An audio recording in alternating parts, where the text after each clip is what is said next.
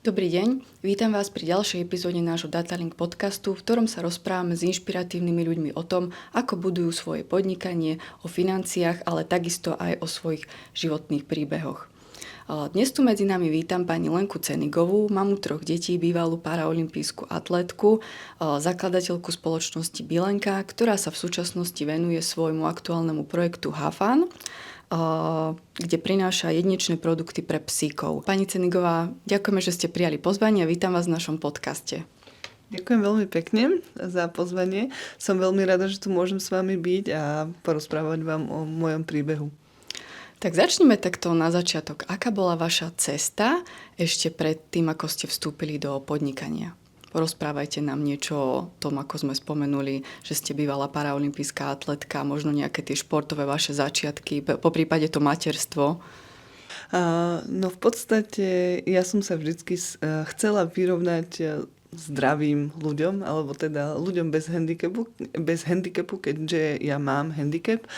A nejak som si celý život potrebovala dokazovať, že dokážem všetko to, čo zdraví a ostatní.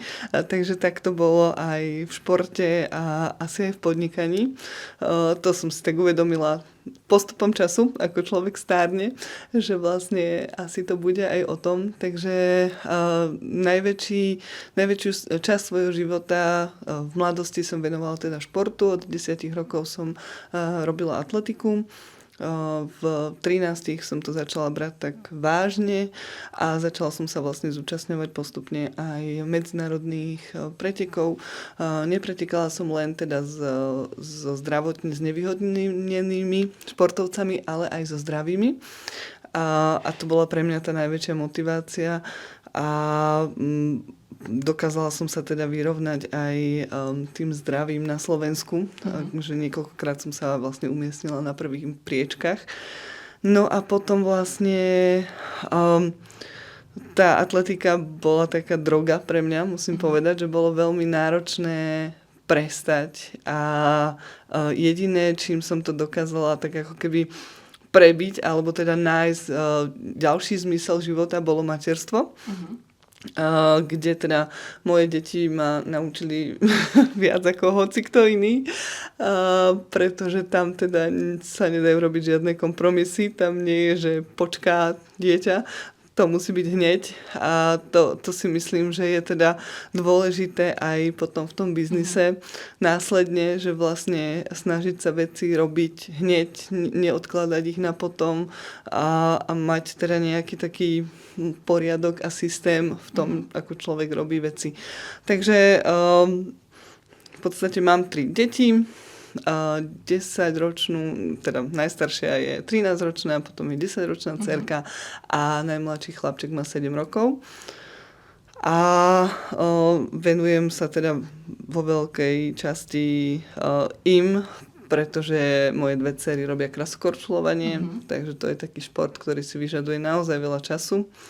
A popri tom sa snažím teda venovať aj svojim podnikateľským činnostiam.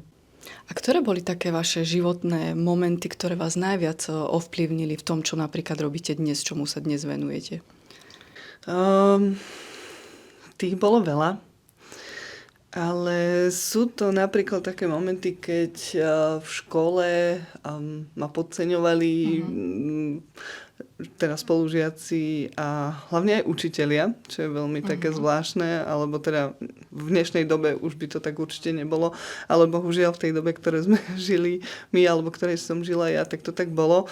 A keď som sa prihlásila na plaveckú súťaž, tak mi učiteľ povedal, že ako ty chceš plávať. Tak som povedal, že v plavkách a išla som na tú súťaž a vyhrala som ju s tými zdravými športovcami. Takže to boli také momenty, kedy som si uvedomila, že ale toto akože nie, že mňa tu nebude nikto podceňovať a ja tým ľuďom dokážem všetko tak ako všetci ostatní. Takže toto boli také veľmi silné momenty v mojom živote, kedy som si povedala, že nenechám sa zlomiť a budem bojovať. No a čo sa týka toho podnikania, tak tam vlastne vždycky tie moje nápady vznikli z mojej aktuálnej potreby niečo vylepšiť alebo urobiť krajšie. Proste vždy to boli veci, ktoré boli ako keby taká diera na trhu. A ja som ich dokázala vlastne vylepšiť a zistila som, že to nebolo teda vylepšenie len pre mňa samú, ale že to naozaj potrebovali aj ostatní ľudia. Takže také boli moje začiatky. A bolo to nejaký konkrétny produkt, lebo keď už hovoríte teraz presne, že ste niečo chceli vylepšiť alebo tak bajme sa o nejakom konkrétnom produkte, že na ktorom ste si povedali, že OK, tak toto asi by mohlo byť fajn, že mal by o to asi aj niekto iný, možno, že poprípade záujem nejaké iné maminy, že počas toho materstva ste si to tak nejako začali možno, že viac uvedomovať. Áno, presne tak to bolo, ale ja som teda nikdy do podnikania alebo do toho, že som niečo vymýšľala, nešla s tým, že z toho bude biznis. Nikdy to tak teda nebol, aspoň na začiatku určite nie. Že skôr nejaké hobby? Skôr to bolo, ani nie hobby, skôr to bolo, že pre seba. Že chcela som to spraviť vlastne, aby ja som si uľahčila život. Najprv vlastne moje podnikateľské začiatky boli s takými striežkami na kočíky. Boli vlastne také akože striežky, ktoré majú zabrániť tomu, aby na dieťatko svietilo slnko, lenže tá striežka bola príliš krátka. Takže ja som vymyslela, že sa dala vlastne rozopnúť zips a ešte predĺžiť o jedno celé také ako keby okienko a zrazu na to dieťatko nesvietilo slnko, aj keď bolo položené.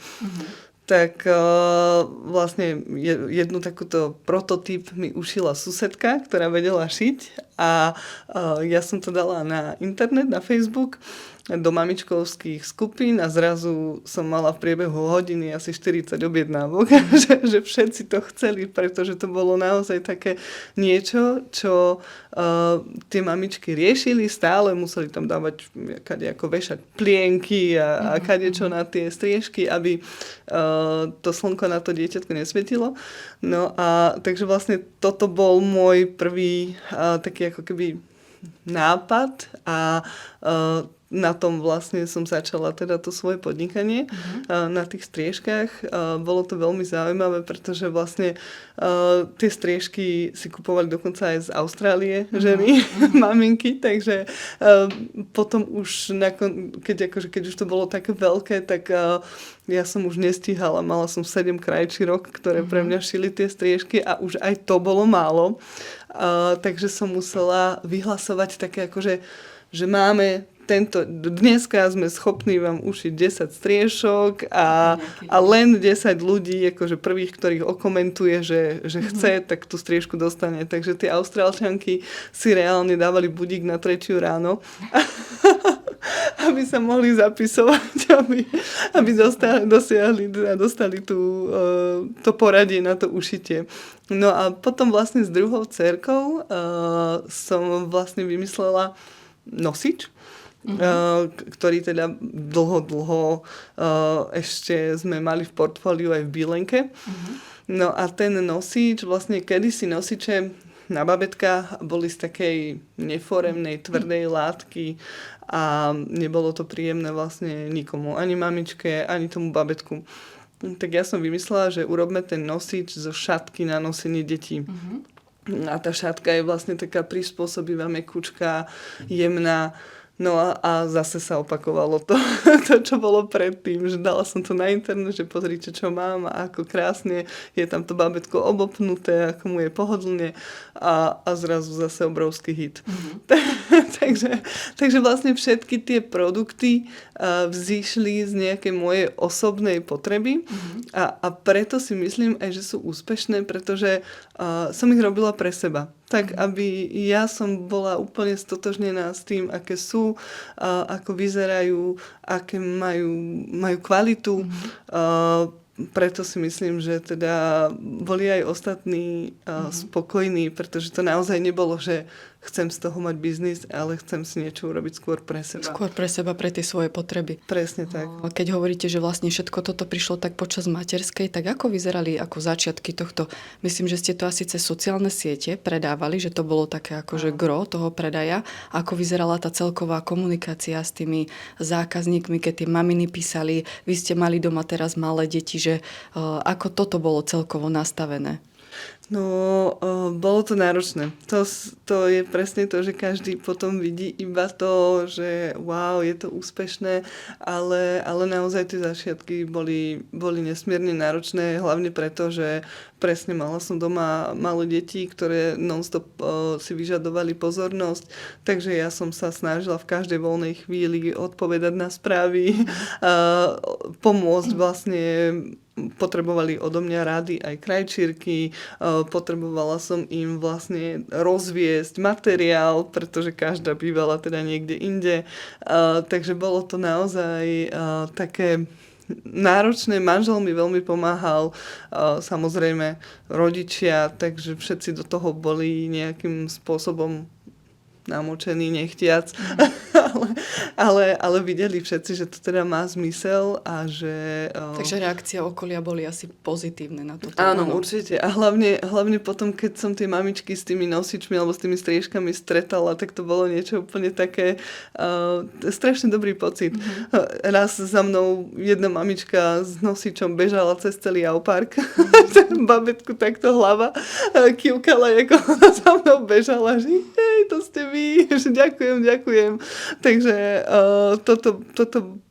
pre toto som vedela, že to má zmysel a že je to super. Určite takáto pozitívna väzba, spätná väzba, takže to je určite super. Kedy ste si tak uvedomili, že toto hobby už asi začína byť reálny biznis a že už to potrebuje možno, že aj vlastný e-shop, nejaké možno zložitejšie plánovanie alebo poprípade nastavenie financií? Kedy prišiel takýto moment? Keď už toho bolo veľa, keď už naozaj sa to na nás hrnulo a nestíhali sme, ale musím povedať, že vlastne ja v tomto nie som úplne dobrá a podľa mňa je veľmi dôležité si uvedomiť, v čom má človek tie svoje pozitíva a negatíva a dať bokom trošku aj ego a nechcieť všetko robiť sám. To je za mňa strašne dôležité, že snažiť sa obklopiť ľuďmi, ktorí každý má na niečo talent, pretože nikdy jeden človek nemôže všetko vedieť dokonale. A to bolo presne ten zlomový moment, keď som si uvedomila, že ja nemôžem byť aj zásobovač, aj odpisovač na všetky sociálne siete, aj marketér, aj proste robiť si financie a účtovníctvo. Proste nedá sa všetko v jednej osobe. A vtedy vlastne som si uvedomila, že už je to asi také veľké, alebo že už to začína byť biznis, keď už som toto všetko nestihala. A aké boli vaše najväčšie finančné alebo prevádzkové výzvy v úplných začiatkoch podnikania?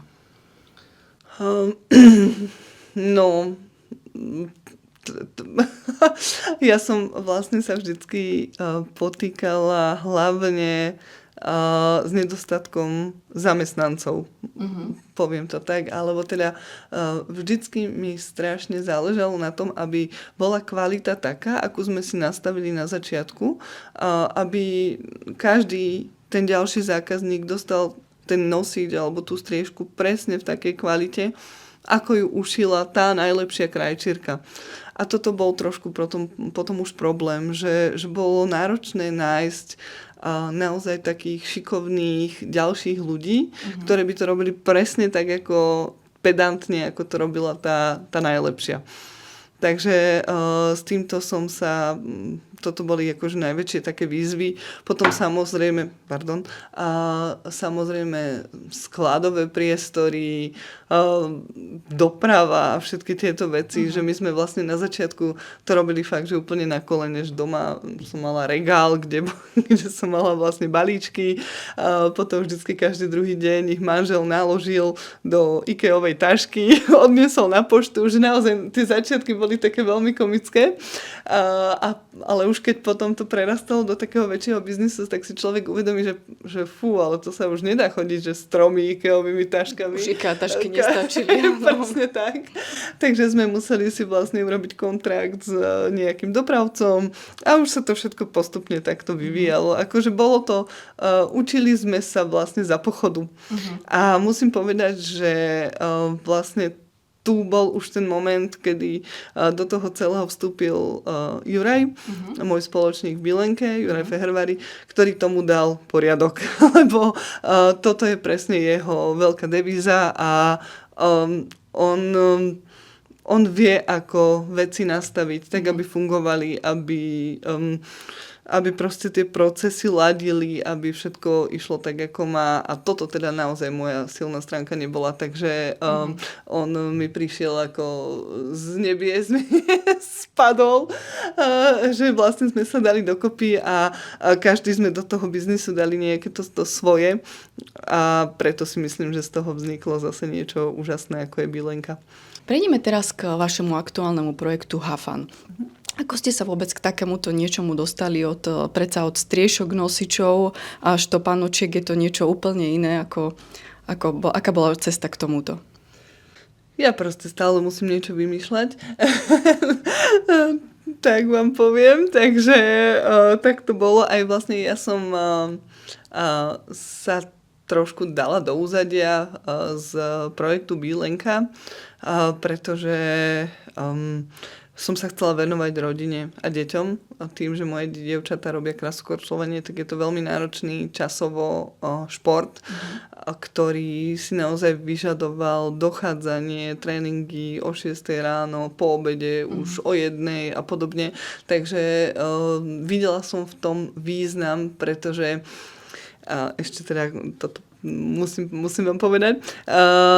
Ja som vlastne tým, že som robila šport a robila som ho na vrcholovej úrovni, tak si myslím, že žiadna iná vec na svete alebo v živote neprinesie človeku také emócie, ako je šport.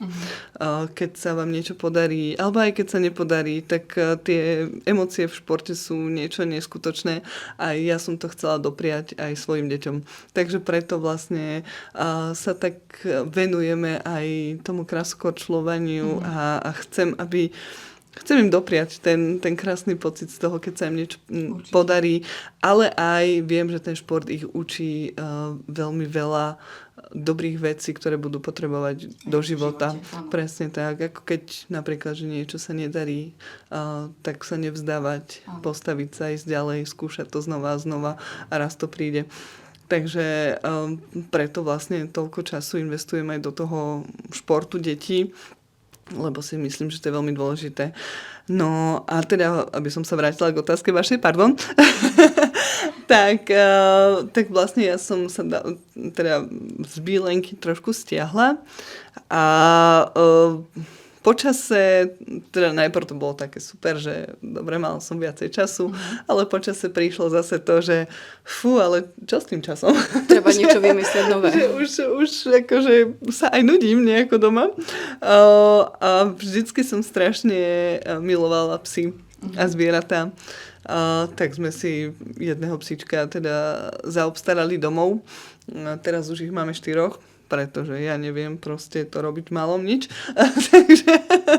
takže v podstate projekt Hafan vznikol zase z nejakej potreby mať pre svojich psíkov to najlepšie krmivo. Bez akýchkoľvek kompromisov, bez umelých pridávaných vecí, ktoré sa do normálnych bežných granul pridávajú. Takže vlastne sme si vymysleli vlastné granule. Našli sme super dodávateľa, ktorý používa prírodné suroviny s fariem. Proste všetko je také, akože čo najlepšie, ako sa dá. A naozaj, že aj človek by tie granulky mohol jesť, keby bolo zle. Takže zase to bolo z toho, že som chcela úplne to najlepšie pre tých svojich psíkov a nevedela som to na tom trhu zohnať. preto som si vlastne vymyslela niečo svoje a tie granulky naše sa stávajú čoraz obľúbenejšími. Aj keď musím povedať, že v tomto biznise to nie je úplne také jednoduché, ako som to mala pri tých ostatných, pretože to nie je diera na trhu. Tých značiek a konkurencie je naozaj veľa. Takže tento projekt je taký, že má pomalší štart. Už to nie je také, že wow, za jeden deň 40 objednávok, ale musíme na tom naozaj tvrdo makať, aby sme získali každého nového zákazníka. Čo je zase za mňa tiež veľmi dobrá skúsenosť a zase niečo, vďaka čomu sa môžeme naučiť nové veci. A ktorú časť tvorby v tomto podnikaní máte najradšej? Je to tá kreatívna časť, alebo nejaký marketing, alebo už priama komunikácia s tými cieľovými zákazníkmi? Rozhodne kreatíva. To milujem úplne najviac. Tvoriť niečo nové alebo niečo vylepšovať. To je úplne to, čo ma baví najviac. A potom mám rada tú komunikáciu so zákazníkmi. Myslím si, že som v tom dobrá, že ľudia cítia empatiu. A to je strašne dôležité aj pre nich, aj teda pre mňa. Že naozaj, keď je nejaký problém, tak je z mojej strany vždycky veľká snaha tomu zákazníkovi vyhovieť, dohodnúť sa s ním. Že nie je to len o tom, že berem vás ako že ďalší zákazník alebo niečo podobné. Každý ten zákazník je pre nás dôležitý a myslím si, že oni to vedia a preto sa vracajú. Určite aj tí zákazníci to cítia, že tá komunikácia je tak inak nastavená. Čo bola zatiaľ vaša najväčšia výzva v budovaní Hafanu v porovnaní s vašimi predchádzajúcimi podnikateľskými skúsenosťami? Presne to, čo som vlastne povedala, že je tam veľká konkurencia. Obrovská konkurencia. Naozaj, že ten biznis s granulami je veľmi veľký a stále vznikajú nové a nové značky a úprimne nedá sa tam až tak vymyslieť úplne niečo prevratné. Takže v podstate toto je asi tá najväčšia výzva, že dostať ten náš dobrý produkt k tomu zákazníkovi, aby ho vôbec vyskúšal, aby zistil, ako tomu psíčkovi bude sedieť, pretože keď už sú raz ľudia zvyknutí na niečo, čím už dlhodobo krmia toho svojho psíka, tak je pre nich veľmi alebo aj vlastne nemajú potrebu to nejakým spôsobom meniť, ak to tomu psíkovi sedí. Takže to získavanie nového zákazníka je ťažšie v tomto segmente. Prejdeme teraz k financiám a trošku účtovníctvu, pozrieť sa na ten biznis aj možno z takéhoto uhlu. Ktoré podľa vás ekonomické alebo prevádzkové ukazovatele sledujete dnes, aby ste mali kontrolu nad zdravím podnikania?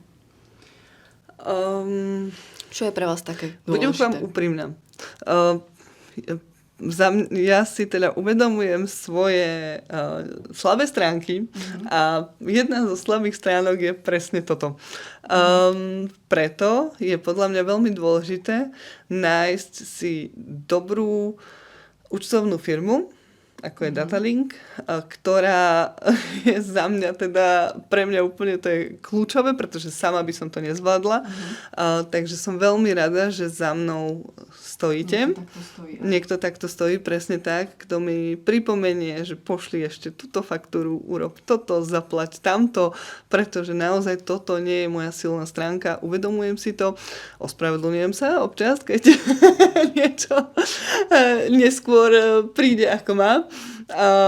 Ale presne o tom to je, tak ako som už spomenula, že každý máme svoje slabšie a silnejšie stránky. Samozrejme na tých slabších by sme sa mali snažiť pracovať, čo teda aj sa snažím, ale preto je pre mňa veľmi dôležité, že za mnou niekto takýto zodpovedný a dobrý stojí. Naozaj, aby ten podnikateľ sa mohol plnohodnotne venovať svojmu podnikaniu a rásť ďalej. Takže presne tak. Preto to je asi dôležitá úloha účtovníčky alebo dobrej účtovnej firmy. Presne tak. A čo si myslíte, že s akými najčastejšími chybami sa v súčasnosti stretávajú podnikatelia, ktorí iba začínajú? No a nastaviť si tie procesy. Proste hneď od začiatku, tak aby veci fungovali. Ale konkrétne asi to bude prípad od prípadu úprimne, lebo momentálne v dnešnej dobe je naozaj veľmi náročné nájsť nejaký segment podnikania, ktorý je ako keby tá diera na trhu, v čom ja som teda mala veľké šťastie, myslím si aj. Ale určite ešte sú také odvetvia, kde stále nebolo všetko vymyslené a kde sa stále dajú veci zlepšiť. Ale momentálne v dnešnej dobe je to už aj náročnejšie s tými sociálnymi sieťami, pretože vlastne v dobe, keď ja som začínala, tak sa za reklamu neplatilo a vtedy to iba začínalo v podstate. Takže všetko bolo aj v tomto zmysle jednoduchšie. Úprimne, neboli tam kadejaké algoritmy, ktoré vám hľadajú presne to, čo vlastne pozeráte a neukazujú vám všetky reklamy. Bolo to proste celé iné. Možno v niečom jednoduchšie, aj keď v dnešnej dobe zase je strašne veľa iných vymožeností, ako napríklad AI a podobné veci, ktoré vám vedia spraviť napríklad webovú stránku za pár hodín a nepotrebujete platiť si veľké marketingové firmy a podobne. Ale teda čo ostáva a je stále dôležité, je presne to účtovníctvo. To AI za vás nespraví. Takže tam si myslím, že naozaj je stále veľmi dôležité mať za sebou silnú firmu alebo silnú účtovníčku, ktorá vás podrží, ktorá vám poradí, pretože dobrá účtovná firma vie aj veľa financií ušetriť, keď vie poradiť, že kde čo ako nastaviť. Takže toto si myslím, že AI nenahradí. Prejdeme teraz k takej trošku osobnejšej téme, čo teda určite nielen mňa ako matku zaujíma. Ako sa dá toto všetko zvládnuť? Naozaj doma 3 deti je niečo veľmi náročné, plus budovanie toho biznisu. Vieme, že to nie je práca, ktorá končí niekde za dverami, že prídete o 5:00 domov a proste už sa vás to ďalej netýka, že je to asi vec, ktorú musíte riešiť aj po večeroch, častokrát aj cez víkendy. Tak ako toto všetko môže spolu fungovať? To je presne dôvod, prečo som sa rozhodla teda ísť trošku mimo Bílenky, pretože som cítila, že ten čas s tými deťmi je naozaj veľmi krátky, keď ma potrebujú. Naozaj je to iba pár rokov z celého nášho života a nechcela som o ne prísť, pretože vo veľkej firme to bolo naozaj častokrát o služobných cestách, kadejakých podujatiach a niekedy som nebola aj proste celé dni doma. A ja proste moje deti milujem a urobila by som pre nich úplne všetko a preto bolo pre mňa dôležité teda sa im venovať. Je to častokrát náročné, tak ako hovoríte, ale už sme sa naučili nejakým spôsobom fungovať. Oni vedia, že keď mám nejaký call alebo proste potrebujem niečo vybaviť, tak sa zatiaľ idú hrať sami. Veľmi mi pomáha manžel, ktorý tiež sa teda veľa deťom venuje. A starí rodičia, takisto môj otec, mamina. Takže mám za sebou ľudí, ktorí ma podporujú a to je veľmi dôležité. Bez nich by som to nedala určite. Určite chce to nejaký pevný režim a nejaký systém toho fungovania. Máte nejaké také svoje rituály, keď cítite, že máte ťažšie dni alebo ťažšie obdobie, kedy sa trošku dokážete venovať aj sama sebe, napríklad nejaká dobrá kniha alebo prechádzka možno niekde v lese, že trošku človek, aby tak aj zresetoval, prišiel na iné myšlienky? Na toto úprimne mám psíkov, pretože naši psi sú teda úplní maznáci a oni vedia všetok stres zo mňa hneď zobrať a hneď mi vlastne dodať dobrú náladu. Stačí, že sa prídu prituliť, pomaznať a hneď má človek lepší deň. Takže každému teda doporučujem ako takú psychoterapiu psika.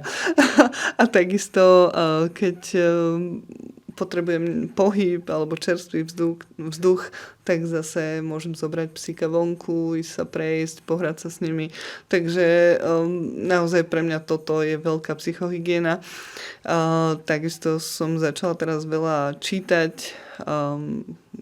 kadejaké žánre a knižky vzdelávacie, takže toto ma tiež veľmi naplňa. Počúvam podcasty, ako je aj ten váš, a človek dokáže z takýchto vecí načerpať kopu pozitívnej energie, ktorá ho vlastne ženie ďalej do ďalšej práce. A na záver, čo by ste odporúčili možno mamám a ženám, ktoré sú častokrát na materskej a majú možno nejaký kreatívny nápad, len nevedia, ako začať. Že tá myšlienka by možno prišla, ale nevedia, ako to správne uchopiť, aby to možno prerastlo do nejakého ďalšieho biznisu. Ja by som jednoducho povedala, že začnite. To je najdôležitejšie. Najdôležitejšie je začať. Najdôležitejšie je to skúsiť. Urobiť niečo najprv pre seba, uvidí to vaša susedka alebo kamarátka, dáte jej to vyskúšať, jej sa to bude tiež páčiť, ona to povie ďalšie a ďalšie a ďalšie. Môžete to tiež cez sociálne siete odpromovať ten váš produkt a nikdy neviete, čo z toho môže veľké vzniknúť. Ale keď to neskúsite, tak to nezistíte. Super. Pani Cenigová, veľmi pekne ďakujeme za tento rozhovor, za vašu otvorenosť a hlavne teda za vašu energiu, ktorú ste sem priniesli. Veríme, že naši diváci si z tejto epizódy odniesli určite veľa inšpirácie, či už osobnostnej alebo možno podnikateľskej. A len pripomíname všetkým podnikateľom. Kreatívny nápad je len začiatok, no rast udrží iba systém, prehľad v číslach a spoľahlivé účtovníctvo.